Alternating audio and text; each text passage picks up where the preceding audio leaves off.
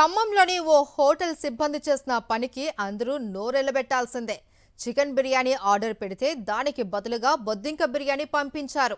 ఖమ్మంలోని వైరా రోడ్డులోని కోనార్క్ రెస్టారెంట్ నుంచి శ్రీనగర్ కాలనీలో నివాసం ఉంటున్న Medisetti Krishna special chicken biryani order పెట్టాడు.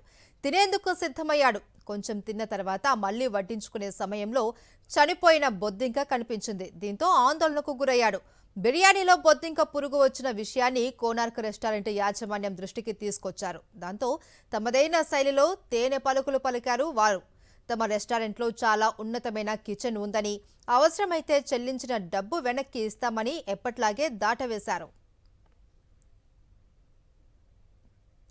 కోనార్క్ రెస్టారెంట్లో బిర్యానీ ఆర్డర్ పెడితే హోటల్ వైభవిన్ నుంచి బిర్యానీ పార్సల్ వచ్చింది. బొద్దింక బిర్యానీ తిని అనారోగ్యం పాలైతే ఎవరు బాధ్యత వహిస్తారు అని బాధితుడు కృష్ణ ఆవేదన వ్యక్తం చేశాడు.